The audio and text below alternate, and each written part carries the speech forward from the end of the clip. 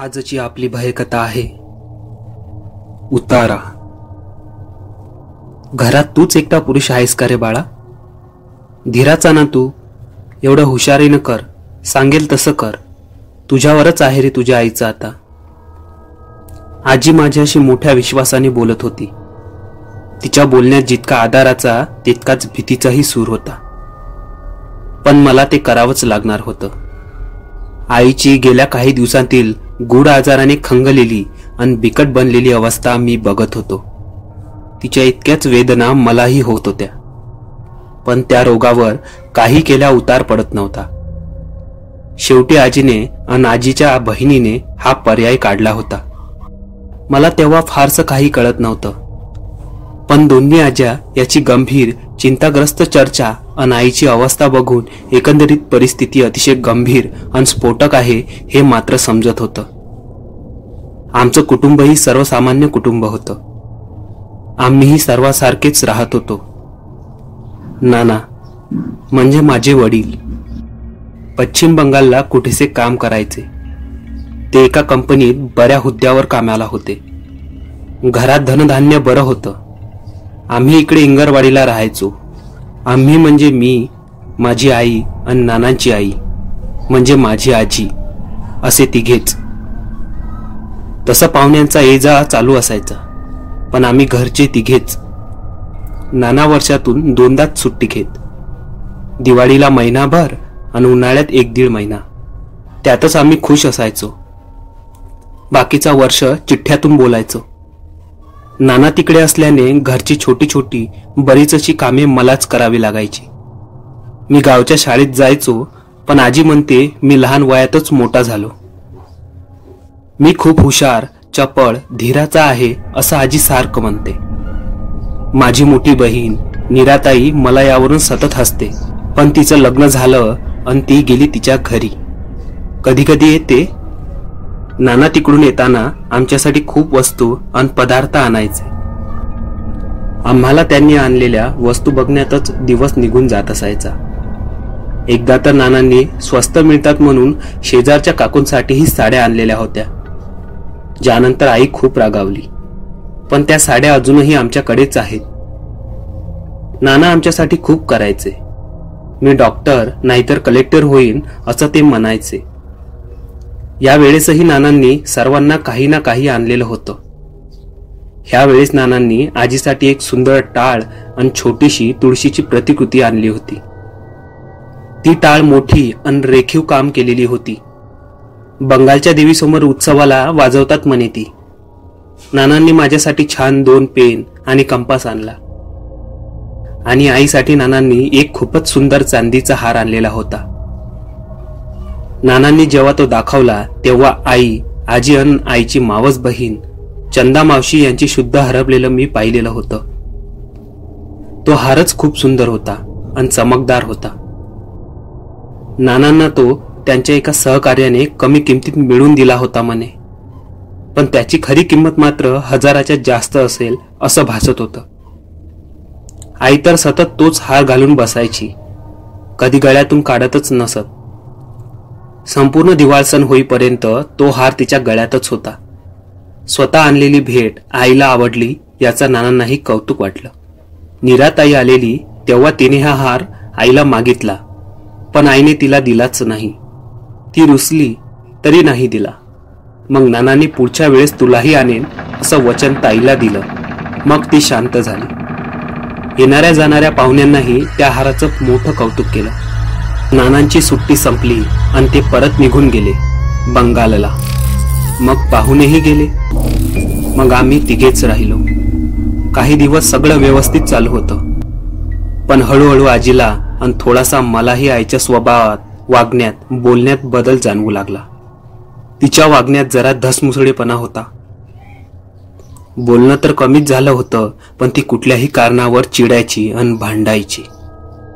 तिची भिरभिरती नजर सतत कसल्या तरी गहन दडपणाखाली असायची. जणू काही अनोळखी घरात वावरत असावी. आजीचं आईवर बारीक लक्ष होतं. तिच्यात झालेले आणि दररोज वाढत जाणारे बदल अजूनच भेडसावत होते. आजी स्पष्टपणे काही बोलत नव्हती, पण तिला काहीतरी वेगळं जाणवलं होतं हे नक्की. प्रचंड थंडी पडलेली होती. मी अंगात माझं आणि नानाचं जुनं असे 2 स्वेटर चढवून बसलो होतो. सकाळी 7:30 वाजेपर्यंत तर उजाडत नव्हतं आणि नंतर धुकं पडायचं. दिवस खूपच लहान झालेला होता. गावातली शाळा अशी तशी चालत होती. अचानक एके दिवशी आईला सणसणून ताप आला. ती अंथरुणाला खिळली. मग सगळं आजीला करावं लागायचं. मलाही खूप कामे पडत होती. आई अंथरुणावर बसून झोपेत काहीतरी बडबडायची. काय ते कोणालाच कळत नसे. तिचा आवाज घोगरा आणि घसा बसल्यासारखा यायचा. आजीने लागलीच वैद्य आणि डॉक्टर बोलावले.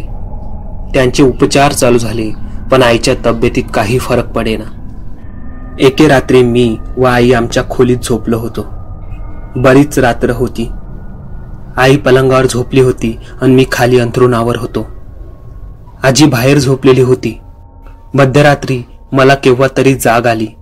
तेव्हा जे मी बघितलं ते मला कधी विसरता येणार नाही. आई उठून बसलेली होती. अंधारात तिचा चेहरा नीट दिसत नव्हता, पण तिच्या श्वासाचा आवाज खोलीभर घुमत होता. तिच्या हातात तो हार होता. अंधारात तो खूप चमकत होता. मी दिवा चालू केला तेव्हा आईचा चेहरा दिसला. तिचे डोळे हिरवट दिसत होते आणि नजर त्या हारावर खिळलेली होती. तोंडातून लाळ गळत होती. चेहरा खूपच निस्तेज वाटत होता. मी आईला आवाज दिला. तिने काहीच प्रतिक्रिया दिली नाही. मग मी उठून आईला हात लावला तर तिचं ते विचित्र रूप मला दिसलं. असं वाटत होतं जसं तिथे माझी आई नसून दुसरीच कोणीतरी स्त्री बसली आहे. ती खूप भयंकर दिसत होती. मी हात लावताच तिने मला गच्च पकडलं आणि कसल्या तरी नवीनच भाषेत ती ओरडू लागली. तिचा तो घोगरा आवाज माझ्या कानात आजही घुमतो आहे.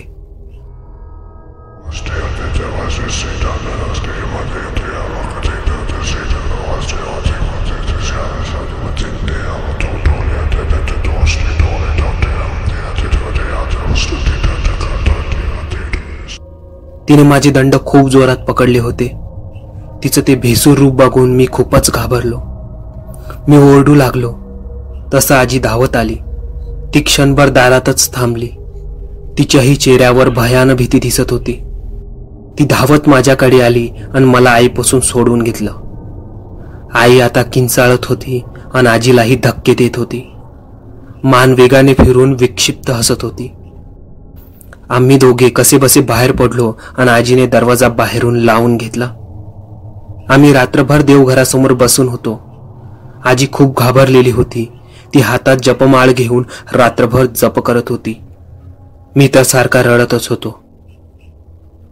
दुसऱ्या दिवशी सकाळी आजीने तातडीने एक पत्र लिहिलं आणि गावातल्या एकाला सांगून ते तिच्या बहिणीला द्यायला सांगितलं. ते पत्र आजीने माझ्याकडूनच लिहून घेतलं होतं. त्यात लिहिलं होतं, कुंदे, तातडीने निघून ये. मोठ्या संकटात आहे. कोणाला बोलू नकोस. कुंदा मावशी दुसऱ्याच दिवशी आमच्याकडे आली.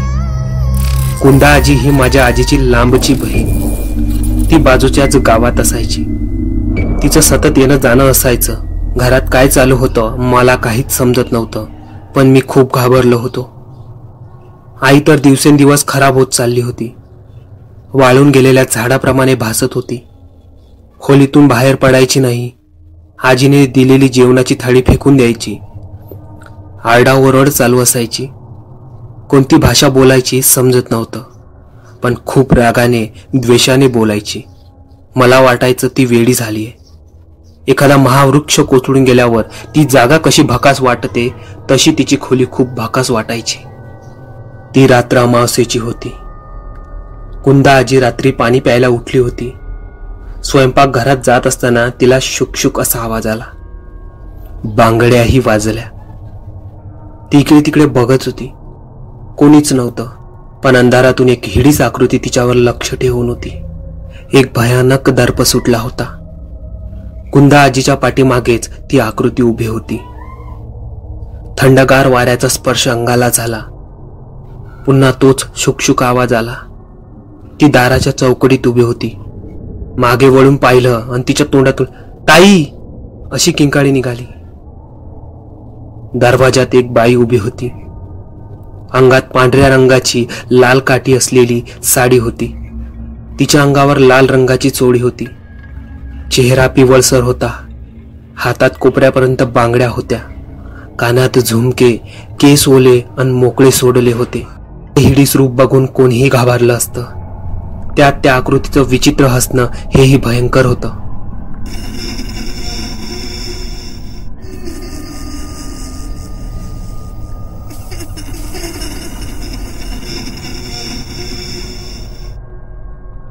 कुंदा आजीच्या ताई अशा ओरडण्यानं मी व आजी जागे झालो. आजी तर धावतच तिकडे गेली. मला बाहेर जाताना ओरडली, केशवा जागचा हलू नकोस, मी येईस तोवर. मी भीतीने कोपऱ्यात जाऊन बसलो. अंगावर पांघरून घेऊन बसलो. रडत होतो. डोळे घट्ट मिटत होतो. रात्रीच्या अंधारात गूढ खेळ चालू होता. आजी बाहेर धावली आणि तिकडे कुंदा आजी वेड्यासारखी ओरडत होती. ती जमिनीवर पडली होती. तिथे कोणीच नव्हते. कुंदा आजीची ती भेदरलेली अवस्था बघून आजीही खूप घाबरली. दोघी एकमेकांना धीर देत होत्या. मी इथे डोळे घट्ट मिटून कोपऱ्यात बसलो होतो. एक उत्कट वास खोलीत जाणवत होता. प्रचंड शांतता वाटत होती. मी हमसून हमसून रडत होतो. लटलट कापत होतो. मी डोळे जरासे उघडले तेव्हा एका अज्ञात आणि विक्षिप्त बाई मला खोलीच्या दरवाजाजवळ उभी असलेली दिसली. ते हिरवट डोळे आणि ते छद्मी हास्य मी मरेपर्यंत विसरणार नाही. ती आकृती माझ्याकडे बघत होती. मी पुन्हा डोळे घट्ट मिटले. मी देवाचा धावा करत होतो. नानांनी शिकवलेला अर्धवट श्लोक मनात आठवत होतो. ती भयान शांतता मला बोचत होती. रात्रीच्या वेळी समुद्रकिनारी वाटतो तसा एकांत जाणवत होता. खूप मोठ्याने ओरडावं वाटत होतं, पण आवाज फुटत नव्हता. घसा कच्चा झाला होता. मी क्षणभर डोळे उघडले आणि पाहतो तर ती आकृती थेट माझ्याजवळ उभी होती. तिचा तो गलिच्छ चेहरा माझ्या चेहऱ्यासमोर होता. माझी वाचा बसली.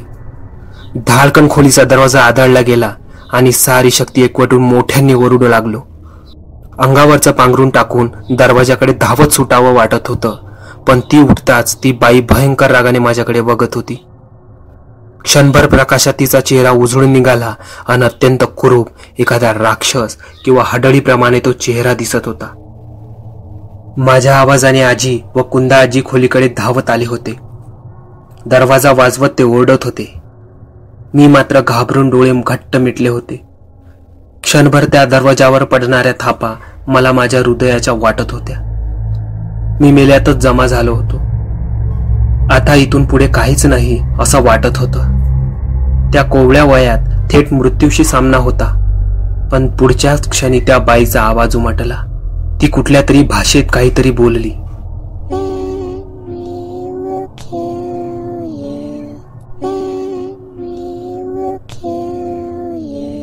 तो अभद्र आणि घोगरा आवाज माझ्या कानात घुमत होता आणि क्षणात ती गायब झाली. दरवाजा उघडला गेला आणि आजी माझ्याकडे धावत आली. मी बर्फासारखा थंडगार पडलो होतो, स्तब्ध. आजीचं रडणं ओरडणं हेच मला शेवटचं आठवत होतं. ती रात्र खूप भयंकर होती. आम्ही प्रचंड दडपणाखाली आलो होतो. मला सकाळी जेव्हा जाग आली तेव्हा कुंदा आजी माझे पाय चेपत होती आणि कपाळावरच्या ओल्या पट्ट्या बदलत होती. माझ्या आजीचं जोरजोरात टाळ वाजवणं व कुठला तरी श्लोक उच्चारण चालू होतं. मी शुद्धीवर आल्यावरती थांबली आणि माझ्या गळे पडली. मी खूप रडत होतो. जे घडलं ते सांगितलं. दोघी आजी प्रचंड तणावाखाली होत्या. त्यांच्यातील बोलणं मी ऐकलं होतं. ताई, हे भयंकर आहे, आपल्या आवाक्यातील नाही, कुंदा आजी माझ्या आजीला सांगत होती. होय ग, मलाही पडतं बघ, काहीतरी बाहेरचंच आहे बघ. शकुंतलाला धरलं आहे त्या शक्तीने. हो, आणि खूप भयंकर आहे ती हडळ. मी काल रात्री अनुभवली आहे तिची शक्ती. हो, आपलं घर मोठ्या संकटात आहे. काहीतरी करायला हवं, नाहीतर शकुंतलाला तर ती खाईलच पण ह्या घराला आणि ह्या घरातील लोकांनाही सोडणार नाही ती अवदसा.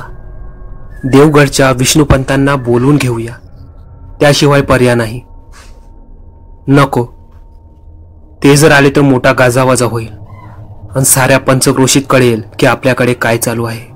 नंतर घराच्या आणि घरातील लोकांच्या बाबतीत नाही नाही ते लोक बोलतील. अजून शकुंतलाचं आयुष्य जायचं आहे. केशव लहान आहे आणि कृपाशंकरही बाहेर असतो. ते परवडणार नाही आपल्याला. आजी खूप विचारपूर्वक पण दडपणाखाली बोलत होती. मग शकुंतलेला असं सोडून कसं चालेल? कालच्या अमावस्येला त्या शक्तीने शरीर सोडून मुक्त वावर केला होता. ती लवकरच तिला संपवेल. त्याच्या आधी काहीतरी करावं लागेल, नाहीतर शकुंतला नाही जगणार. कुंदा आजी भीतीने डोक्याला हात लावून बसली होती. त्या दोघींचं बोलणं चालू होतं तोच आईच्या मोठ्यानं ओरडण्याचा आवाज आला. दोघीही तिकडे धावल्या. आईने तिच्या खोलीत गोंधळ मांडला होता. आजीने दरवाजा बाहेरून लावलेला होता. आई खूप विचित्र दिसत होती. तिचे डोळे भिरभिर फिरत होते. डोळ्यातून पाणी घरंगळत होते. दात दाबून ती घेत होती. स्वतःच्याच हाताने स्वतःला मारून घेत होती. खोलीच्या खिडकीतून आजी सगळं बघत होती. खिडकीतून आई आजीशी बोलू लागली, पुन्हा तसल्या घोगऱ्या आवाजात, त्याच अपरिचित भाषेत. ती भाषा तीच होती ज्या भाषेत ती भयान आकृती काल रात्री माझ्याशी बोलली होती. प्रचंड द्वेषाने ती आजीला बोलत होती, जणू शिवा देत असावी. नंतर स्वतःच शांत होत ती पलंगावर जाऊन बसली. हातात तो हार होताच त्याच्याशी खेळत होती. विक्षिप्त हसत होती. आजी तातडीने माझ्याकडे आली आणि तिने मला एक पत्र लिहायला सांगितले. देवगडच्या विष्णुपंतांना लिहिलं होतं पत्र ते. त्यात तिने सर्व सांगितलं होतं, काय घडलं आणि कसं घडलं. पण त्यात हाराचा उल्लेख नव्हता, कारण हे सगळं कशामुळे होत आहे हे आजीला अजून समजले नव्हतं. तुम्ही इकडे येऊ नका हेही सांगितलं. संध्याकाळ जवळ आली की धस्स होत असे. घरात एकटं फिरायलाही आम्ही घाबरत असू. मी तर पलंगावर बसून होतो, पण दुसऱ्या खोलीत जरी जायचं असेल तरी आजी मला सोबत घेऊन जात असे. तोंडात तर सतत रामाचं नाव होतं. आम्ही रात्री सगळ्या घरातील दिवे चालूच ठेवले. आम्ही तिघेही स्वयंपाकघरात देवाऱ्यासमोर झोपलो. मी आजीला बिलगून होतो. एका बाजूला आजी तर दुसऱ्या बाजूला कुंदा आजी. दोघींच्याही हातात जपमाळ होती. मी झोपलो असं समजून त्या बोलत होत्या, पण मी फक्त डोळे मिटलेले होते. ताई, शकुंतलेला हे कुठून आलं ग? त्या पांडुरंगालाच माहीत. हल्ली तर ती कुठेच गेली नाही. दिवाळी सण होता, हे कुठे गावाबाहेर गेलीच नाही. पण बाहेरचे येणारे जाणारे भरपूर होते. अगं, गावात ती पानवठ्याजवळ विहीर आहे, तिथं आहे म्हणे काहीतरी. पण हे त्यातलं नाही वाटत. गावातील म्हणतेस तर मागे केकरांच्या मातेराईला झालं होतं बाहेरचं. पण गावातल्या पुजाऱ्याने 4 मंत्र म्हटले की झाली ती ठीक. मग बोलवायचं का त्या पुजाऱ्याला? नको, तो सगळीकडे करेल. मरेपर्यंत हेच सांगत राहील, आपल्याला घराबद्दल काहीतरी गैरसमज नकोत. तिकडे नीराच्या सासरी कळलं तर आई वेडी म्हणून तिला टोमणे बसतील. उद्या ह्या केशवलाही कोणी मुलगी देणार नाही. मग त्या केंकरीची काय गत झाली ती बघितली मी. कुठे म्हणून शुभ कार्याला बोलावत नसत तिला. आजी पेचात बोलली. मग ग ताई, आता काय ते आपल्यालाच निस्तारावा लागेल. बघूयात विष्णुपंतांचा काय निरोप येतो ते. तोपर्यंत काही घडलं तर. दोघेही घाबरून एकमेकींकडे बघत होत्या. माझी आजी ठामपणे म्हणाली, काही पुण्याई पदरात असेल तर एकवीर आई पाठीशी उभी राहील. ती काहीही होऊ देणार नाही. ताई, एक बोलू का? कुंदा आजी म्हणाली. आजी शांतपणे तिच्याकडे बघत म्हणाली, काय? कोण करणे भानामती तर केली नसेल ना शकुंतलावर? आजीचा चेहरा पांढरा पडला. तिने पदर तोंडाला लावला. ती घाबरत म्हणाली, हे काय बोलतेस कुंदे? मला वाटलं बघ तसं. कोणीतरी जाणीवपूर्वक करत असेल तर. कारण हे साधारण वाटत नाही. बांधून छळल्यासारखं वाटत आहे. पण कसं शक्य आहे ते? आणि कोणासाठी करेल असं? शकुंतलाला तो हार सतत हातात घेऊन त्याच्याकडे बघत असते. तो काय प्रकार आहे? कुंदा आजी स्पष्ट बोलली. आजीला काहीतरी आठवलं. ती काहीतरी विचार करू लागली. तिला सगळं आठवू लागलं. नानांनी तो हार आईला दिल्यापासून आई कशी बदलली आणि तिच्यात कसा फरक पडत गेला तिला सगळं लख्ख दिसू लागलं. आजी कुंदा आजीला म्हणाली, हो खरं आहे, तो हार तोच कारणीभूत आहे या सगळ्याला. तो अभद्र हार, तो मोहात पाडतो. शकुंतला अडकली त्यातच काहीतरी अघोरी लपून होतं, ज्याने शकुंतलावर ताबा मिळवला. त्यातला तो लाल मणी चमकणारा. असं म्हणत आजीचे डोळे कुठेतरी हरवले. तोच आहे सगळं. कृपाला विचारावे लागेल, तो हार घ्यावा लागेल, तो हारच. अचानक वारा सुटला आणि दरवाजा धाडकन आपटला. तिकडून आईची एक भयानक चित्कार ऐकू आली. ती मोठ्याने काहीतरी ओरडत होती. दोघी आजी एकमेकींच्या जवळ गेल्या. त्या विठ्ठल विठ्ठल असं पुटपुटत होत्या. मला रात्री कधीतरी झोप लागली. एक भयानक स्वप्न पडलं. पांढऱ्या शुभ्र कागदावर शाई पसरावी आणि काहीतरी चित्र तयार व्हावं असं काहीतरी दिसत होतं. स्वप्नात मी आमच्या घरात एकटाच होतो. चालत चालत बाहेर आलो. सूर्य मावळतीला जाऊन आकाश क्षितिजाकडे लालसर झालेलं होतं. अंधाराची चाहूल लागलेली होती. पलीकडे अशा अर्धवट प्रकाशात पाऱ्यावर कोणीतरी बसलेलं होतं. बाई होती कोणीतरी. घरातही अजून दिवे लागण झाली नव्हती. ब्रह्मांड शांतता होती. मी चालत त्या दिशेने जात होतो. कदाचित माझे पायच तिकडे ओढत होते मला. ती बाई ओळखीची वाटत होती. शांतपणे गुडघ्यावर हात ठेवून बसलेली होती. मी जवळ गेलो आणि ती बाई अचानक माझ्याकडे वळली. मी खूप आनंदी झालो. ती माझी आई होती, पण खूप निस्तेज, थकलेली आणि आजारी वाटत होती. जणू पाणी न मिळालेलं झाडच. तिनं माझ्याकडे शांतपणे बघितलं आणि मंद हसत म्हणाली, केशवा, काय करतोयस? माझ्याजवळ ये, माझ्याशी बोल ना जरा. मग मीही हसलो तिच्याकडे बघून. मी तिच्या बाजूला जाऊन बसलो. किती थंड वाटत होतं. त्यात ती पायरी तर प्रचंड थंड होती. आई, तुला काय झालं आहे? मी तिला विचारलं. माहित नाही रे, पण कसं तरीच होतंय रे. मी जाणार बहुतेक. कुठे? मी घाबरून विचारलं.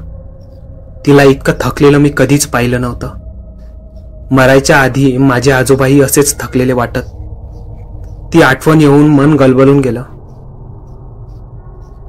अचानक काहीतरी धावत आमच्याकडे आलं असा भास झाला. थंडी वाढली. आई खाली बघत होती. अचानक तिचा चेहरा माझ्याकडे वळला. मघाचा तो दयनीय चेहरा नव्हता. आता तो खूप भेसूर वाटत होता.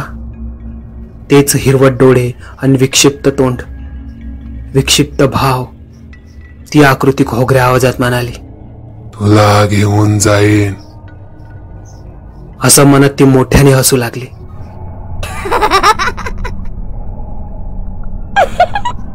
मी झोपेतून जागा झालो.